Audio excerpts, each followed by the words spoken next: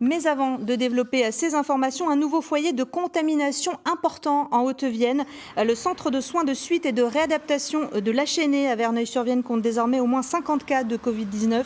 Une vingtaine de patients, une trentaine de soignants. Des tests de dépistage systématiques qui sont réalisés chaque lundi selon la direction. La situation est sous contrôle. On en reparle plus longuement ce soir à 19h.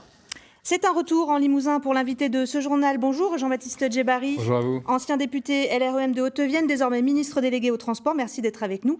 Je précise que vous êtes masqué parce que vous avez côtoyé le président ces derniers jours. Voilà. Vous êtes en visite officielle et vous avez des annonces à nous faire concernant le rail et notamment le POLT. De quoi s'agit-il ?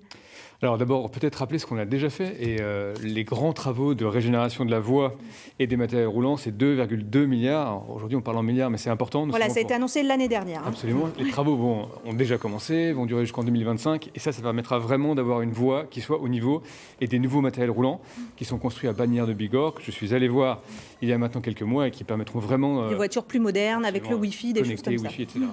Et puis, on a décidé avec le plan de relance d'accélérer encore et de moderniser la ligne en mobilisant 385 millions d'euros supplémentaires pour gagner en vitesse et en performance et pour revenir à compter de 2023 à une durée de trajet entre Limoges et Paris de 2h49.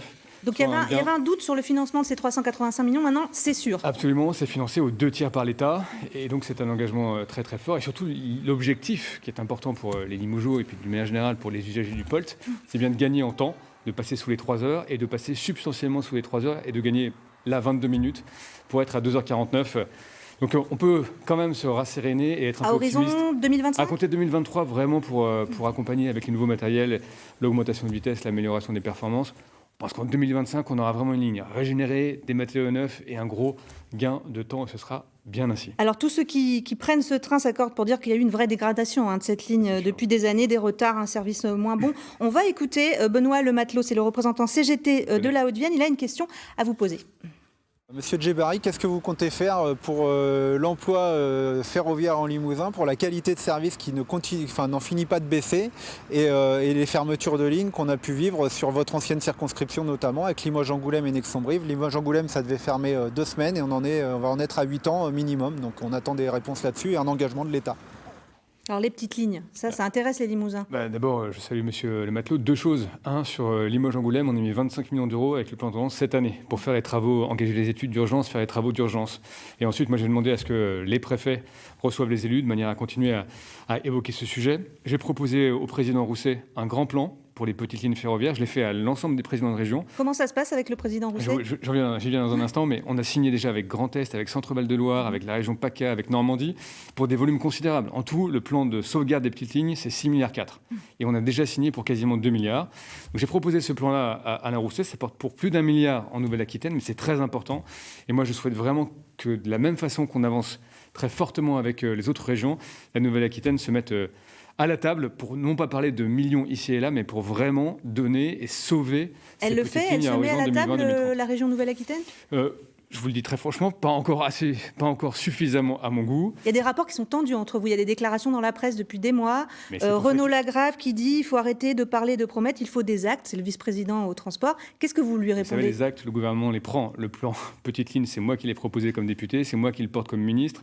On met 6,4 milliards en lien avec les régions, on le signe avec d'autres régions.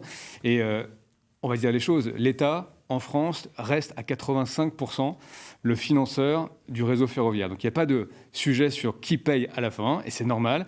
Le seul sujet, c'est qu'il faut qu'on arrive avec la région Nouvelle-Aquitaine à se mettre vraiment autour de la table et à ne pas parler de détails, mais à parler du fond de notre action et donc du plan de sauvegarde de ces milliers de kilomètres. L'appel est lancé à Alain Rousset. Sur la RN 147, un mot, où est-ce qu'on en est aujourd'hui ? On a vu il y a quelques jours que le tronçon 2x2 voies de 6,5 km qui était prévu au nord de Limoges, son enveloppe, elle est allée dans la Vienne.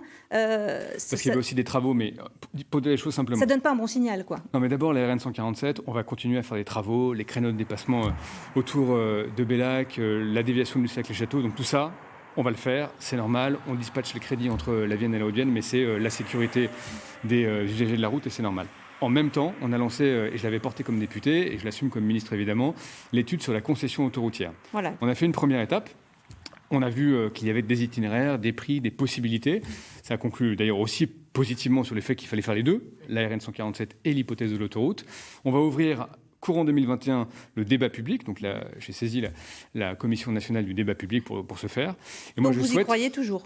Mais j'y crois. Et je crois que vraiment ce territoire, d'abord, il manque un barreau autoroutier, routier. Il faut rattraper les retards en investissement sur le ferroviaire, sur le routier. Donc j'y crois. Ça dépendra aussi de la volonté des élus d'être explicites sur le sujet et d'accompagner très fortement ces initiatives. Il nous reste très peu de temps. J'ai une dernière question. Vous avez été désigné chef de file pour les régionales 2021 Nouvelle-Aquitaine. Geneviève Darrieussecq sera bien votre candidate? On va encore en discuter. C'est vrai qu'elle C'est pas acté. Elle a émis l'idée et la très grande volonté d'être candidate. Ça se passe très bien entre elle et moi. Chef de file, ça veut dire organiser au niveau régional les listes, et on le fait évidemment de façon très Ça veut dire que coopérative, vous seriez collaborative. possiblement tête de liste en Haute-Vienne, par exemple? C'est une possibilité qui est effectivement évoquée. On a pris un peu de retard du fait du Covid. On aura l'occasion, j'imagine, d'y revenir ici. Merci beaucoup, Jean-Baptiste Merci à vous. Djebari, d'avoir répondu à nos questions. Et puis, reportage sur votre visite, ce sera dans notre journal de ce soir.